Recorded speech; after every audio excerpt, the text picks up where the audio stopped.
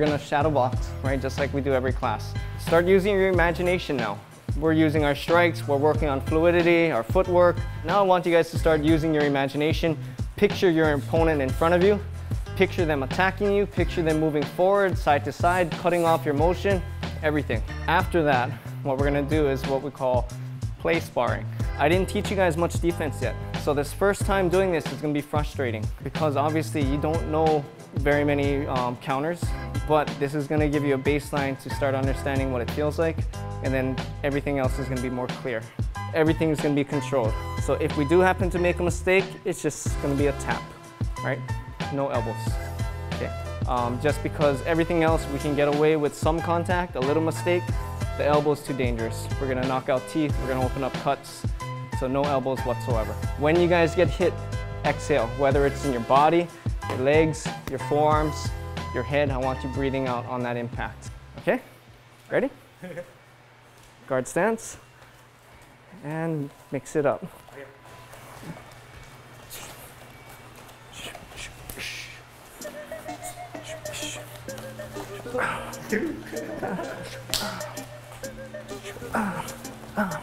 That's it. Yeah, that's okay. Hands up. Hands up. Hands up, hands up, hands up. Create distance, yeah. Got me thinking, got me thinking. I was thinking about the last one. Oh, hey. That's it, that's it. Control the distance, good, good. Ah, that's it, good, time.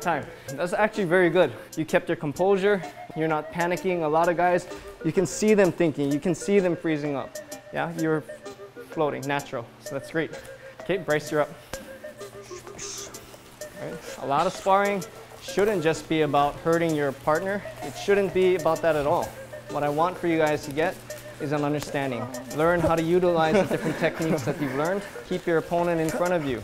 Remember distance, yeah? Change angles. Keep calm when the combinations come towards you. Nice. Fight tall, yeah? Fight tall. If your opponent starts doing this, you're gonna see a lot of standing knees coming out. Okay? If a kick lands, don't worry about it. Clear it out of your head, get your hands back up, keep going. Up, up, up, up. Time. Good, good. Right now it's like taking a puzzle and just throwing all the pieces at you guys, right? Nothing fits together yet, nothing quite makes sense, right? I threw you guys right in there without teaching you any defense, hardly, right? So some of the techniques I used against you just now, that's what we're gonna be covering today. So next class or towards the end of class, you guys can start drilling it. First things first, we need to control distance, right? When we use a TEEP, I already taught you guys how to do it offensively. Second way I taught you how to use it is to set up. Now what we're gonna be doing is just simply a defensive TEEP. The technique is gonna be the same, right? We drop our hands, the timing is gonna be the same. Knee up, foot forward, body leans back as the hands drop. The difference now is it has to be quick. This is under the assumption our opponent is coming into our space, our bubble. We don't need to walk towards him.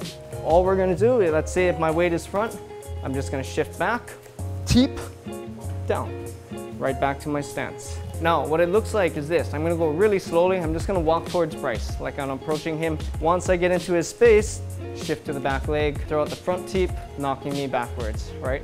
Now, obviously, the faster I go, the more on point your timing needs to be. Stance positioning makes a big difference. If I walk towards Bryce and he catches me with that TEEP, bam, off balance, big target here. Yeah, now I'm diagonal.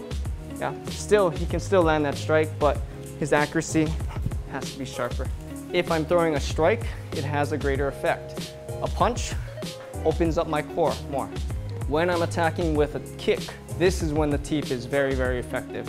This usually leads to a knockdown, or at least I'm gonna be very, very off balance. Okay, notice how he doesn't have to take any steps. I'm invading his space, he just adjusts. Now, when you guys are calm like this, it's a piece of cake. The key is, can you stay calm while you're sparring? Can you stay calm after you got punched in the face, full blast? Right, that's the tricky part. Later, when you guys get more advanced, your accuracy is down, we can use it to the leg. Okay, so Bryce throws a roundhouse kick, I can attack his thigh. And it hurts. Yeah. It hurts. If I want to be nasty, here. I attack the joint, let his knee hyperextend. But for the most part, I'd be using the flat part of my foot here to mid-thigh or here right at the hip flexor. Okay, next, if your opponent has more experience, if their shins are stronger, their kick is stronger, their base is stronger, blocking that kick is gonna hurt you. But even better than that is simply dodge it. Yeah, dodge it, don't take a hit at all. Let their momentum miss you and then come up with your counter. What I want you to do is you're gonna push off your lead leg, your back leg is gonna split apart and you're gonna land in your stance. What I mean by that is I don't want you guys doing this. See that? That's no good. That's no good either, okay? I want your back leg to lead the movement, but front leg comes in too, landing in your stance. Yeah. That's our footwork, getting that actual range. Now what we gotta do is we gotta make sure that the kick can't land, right? So what I want you guys to do is I want you guys to stick your butt out, suck your stomach in, keep your hands up, okay? I don't want you guys doing this though. It's easy to get hit. Get your arms out of the way so the kick doesn't hit your elbows and clear. Yes, there's so much momentum in a Thai kick. If it's timed right and I miss, that's a beautiful opportunity to counter. Yeah, so you want to clear all your limbs completely, get me to completely miss the body. If you're confident with your abilities, if you're starting to understand distance more and you want to use a counter, I can't do that because if Bryce kicks, kick, up here, I can't counter. I'm too far. Now the range I'm looking for is just clearing his foot. Just enough to clear his foot. Okay, and that's the hard thing. Getting the timing, understanding of the range of your opponent and clearing, okay? Clear the kick, try to stay just within range. If my toes graze your shirt, that's perfect. Another thing to keep in mind is judge your opponent's step. If I take a big step, easier for you to see, but that means he has to clear more range. That's it, I'm gonna go faster. Heads up. That's it. Body, easy to dodge. Dodging the leg kick, this is where it gets tricky. So I can't reach him from here to the body, but I can to the leg. I have a longer reach when I kick down, shorter reach as you kick up, okay? Also, when I throw a leg kick, people tend to step in more. Yeah, body kick, small step. Leg kick, sometimes big step, right? So you gotta clear even more distance if you're gonna dodge the leg kick.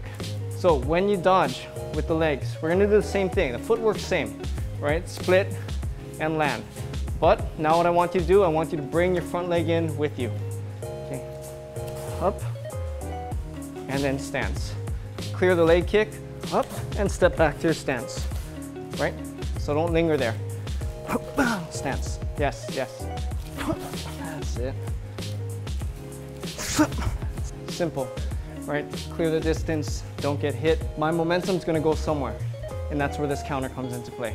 If Bryce throws that body kick and I dodge it properly, he's off balance, his weight is now going this way. My immediate counter, depending how far away I am, it's probably gonna be my power leg. So I dodge his kick, boom. High kick to the head, body. I can even go to his leg. If his weight falls forward, boom, I can put all my weight into my kick, smashing that leg. If I throw my left kick, and Matt, oh, come forward, yeah? Matt dodges it appropriately. Up, that left leg's ready to go, boom, and that's his power leg, yeah? Oh, huge attack. Very, very simple, but no matter what, your opponent is gonna be a little bit off balance after missing, especially if they're putting heat, power into it, and that's your opportunity. That's it. Good, good. Okay, questions, guys? Defense 101, right? Yeah. Right, glove up. For now, I'm gonna tell you when to back up and when to use that front teep. Later, I'm not gonna tell you, I'm just gonna attack, and then it's on you guys, right? Nice, good turn. Back up. Hey, there it is. Yeah, jump, jump, knee, elbow,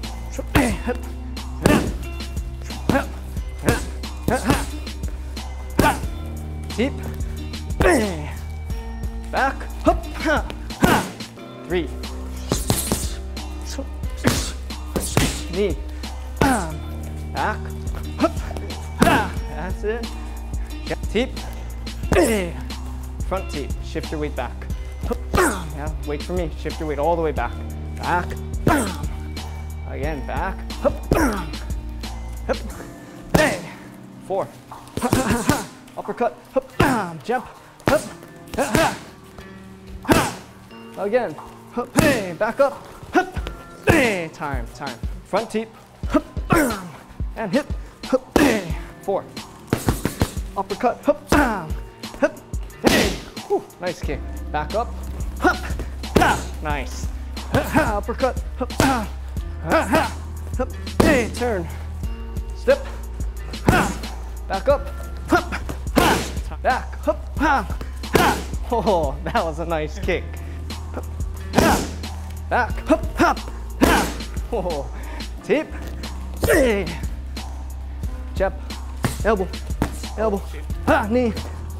Back up. Again, back up. Okay, I'm gonna reach for you. Clear.